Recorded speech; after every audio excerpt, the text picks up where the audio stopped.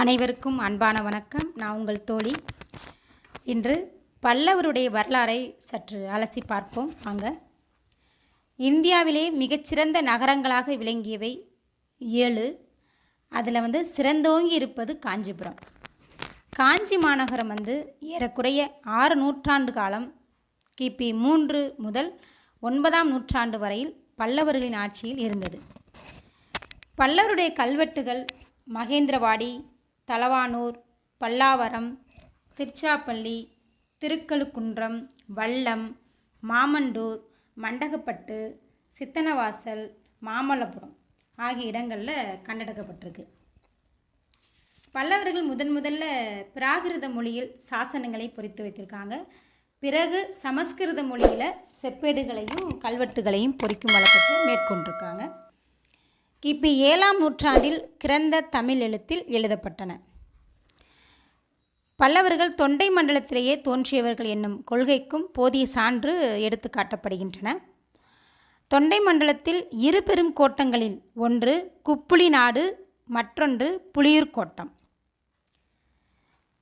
அசோகன் பெயருக்கு முன்பும் பல்லவன் என்னும் ஒரு பெயர் காணப்படுது. அதனால் அசோகனுக்கு முன்னே பல்லவ பரம்பரை இருந்ததாக யூகித்து சொல்ல முடியுது. அசோகனின் கல்வெட்டுகள் சிலவற்றுள் புலிந்தர்கள் பல்லடர் என்றும் குறிப்பிடப்பட்டுள்ளன. பல்லடர் என்னும் சொல் காலப்போக்கில் பல்லவர் என்று மாறியிருக்கக்கூடும் என்ற எண்ணம் இருந்துள்ளது. தொண்டை மண்டலம் கிமு 2ஆம் நூற்றாண்டிலிருந்து கிபி 1 நூற்றாண்டு வரையிலும் மிகவும் புகழ்பெற்று விளங்கியதற்கு மணிமேகலை சான்று நமக்கு எடுத்துரைக்கின்றது. காஞ்சிபுரத்திலிருந்து வடக்கில் கிருஷ்ணா நதி வரையில் பரவிற்று பல்லவருடைய ஆட்சிகள். சாதவாகனருடன் தொடர்பு கொண்டிருந்த காரணத்தினால பல்லவர்கள் பிராகிருத மொழியிலும் சமஸ்கிருத மொழியிலும் பயிற்சி மிக்கவர்களாக இருந்துள்ளனர். அந்த மொழியிலேயே சாசனங்களையும் பொறித்து வைத்திருக்கின்றனர். அதனால் பல்லவர்கள் சாதவாகனரின் குலத்தை சார்ந்தவர்கள் என ஊகிக்கவும் இடமுண்டு. முதல்ல ஸ்கந்தவர்மன் வழிவந்தவன் விஷ்ணுகோபான். ஏறத்தாழ கிபி 350 375 ஆண்டுகளில் ஆட்சி புரிந்தவன். சமுத்திரகுப்தன் என்ற மௌரிய மன்னனிடம் தோல்வியுண்ட 12 தட்சிணாபத அரசருள் விஷ்ணுகோபனும் ஒருவன். பல்லவ சமஸ்கிருத செப்பேடுகளில் 16 மன்னர்களுடைய பெயர்கள் காணப்படுது. அதனைத் தொடர்ந்து விஷ்ணுகோபனுக்கும் குமார விஷ்ணுவுக்கும் இடையிட்ட காலத்தில் நேர்ந்த குழப்பங்களுக்கு காரணம் காஞ்சிபுரத்தின் மேல் சோழன் செங்கணான் படை எடுத்தது தான் காரணம்னு சொல்கிறாங்க. பல்லவருடைய பரம்பரையில் சிம்மவர்மன் என்பவன் கிபி 436 அரசுக்கட்டில் ஏறியிருக்கான். இவனுடைய ஆட்சிக்கு பிறகு 2ஆம் சிம்மவர்மன் மணிமுடி தரித்துள்ளான். அவன் காலத்தில் தொடக்கம் முதல் இறுதி வரை நாட்டில் களப்பிரருடைய படையெடுப்பினால் கலகமும் கிளர்ச்சியும் குழப்பமும் ஏற்படுத்தியுள்ளன.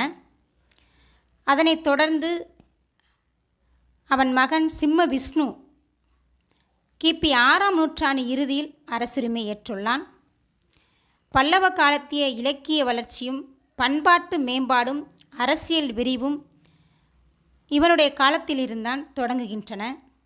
களப்பிரரையும் சேர சோழ பாண்டிய மன்னரையும் மாலவரையும் சிங்களவரையும் வென்று வாகை சூடிய பெருமை சிம்ம விஷ்ணுவுக்கே சேரும் என்பதை காசக்குடி செப்பேடுகள் நமக்கு எடுத்துரைத்துள்ளன. இவனுடைய ஆட்சியானது தெற்கில் கும்பகோணம் வரையில் விரிவுற்று நின்றது. அரசவை புலவர் பாரவி என்பார் கிரா தார்ச்சூனியம் என்னும் வடமொழி காவியத்தை இயற்றியுள்ளார்.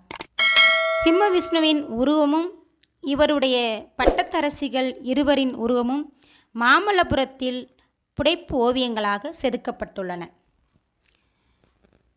இவனுக்கு பிறகு சிம்ம விஷ்ணுவுக்கு பிறகு அவன் மகன் 1ஆம் மகேந்திரவர்மன்.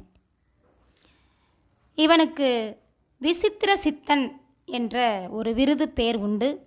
பல்லவர் பரம்பரையிலேயே புகழ் ஏணியில் ஏறி நின்ற முதல் மன்னவன் மகேந்திரவர்மன் தான். பல்லவ சாளுக்கிய போர்கள் தொடங்கலாயின. பல்லவர்களுக்கும் கடம்பர்களுக்கும் நெருங்கிய நட்பு இருந்திருக்கு. சாளுக்கியர்கள் வேங்கியை கைப்பற்றி மகேந்திரன் மேல் வெற்றி கண்டனர். காஞ்சிபுரத்தை அடுத்துள்ள புல்லலூர் என்ற இடத்தில் மகேந்திரவர்மன் சலுக்கரை அளித்தான் என்று காசக்குடி செப்பேடு நமக்கு கூறுகின்றது. செந்தகாரி கோயில் கட்டுபவன், மத்தவிலாசன் இன்பம் விரும்புபவன், சித்திரக்கார புலி ஓவியருக்கு புலி என்று விருதுகள் பலவற்றை பெற்றவன் மகேந்திரவர்மன். ஒரே பாறையில் குடைந்து கோவில்கள் அமைக்கும் சிற்ப மரபானது தமிழகத்தில் முதலில் மகேந்திரவர்மனால் தோற்றுவிக்கப்பட்டது. புதுச்சேரிக்கு அண்மையிலுள்ள மண்டகப்பட்டு, திருச்சிராப்பள்ளி, பல்லாவரம், செங்கல்பட்டுக்கு அருகிலுள்ள வல்லம், மாமண்டூர், தலவானூர், சீயமங்கலம், மகேந்திரவாடி ஆகிய இடங்கள்லாம் மகேந்திரவர்மனின் குகை கோயில்கள் அமைந்துள்ளன. அதனைத் தொடர்ந்து மகேந்திரவர்மன் மகேந்திரவாடி ஏரியை கட்டி உழவுக்கு உதவினான் என்ற செய்தியும் உள்ளது. சிற்பத்திலும் ஓவியத்திலும் மட்டுமின்றி இசையிலும் இவ்வேந்தன் வல்லுநராக இருந்தான் என்பதை குடுமியாமலை கல்வெட்டு சான்று பகர்கின்றது. மகேந்திரவர்மன் ஆதியில் சமணனாக இருந்தான். திருநாவுக்கரசிடம் ஈடுபாடு கொண்டு பிறகு சைவ சமயத்தை தழுவி சிவலிங்க வழிபாடு உடையவனாக இருந்தான் என்பதை திருச்சிராப்பள்ளி கல்வெட்டு எடுத்துரைக்கின்றது. தான் சைவனான பிறகு பாடலிபுரத்தில் இருந்த ஒரு சமணப்பள்ளியை இடித்து நிரளினான் என்ற செய்தியும் உள்ளது. அடுத்து முதலாம் நரசிம்மவர்மனை பற்றி அடுத்த பகுதியில் பார்க்கலாம். நன்றி.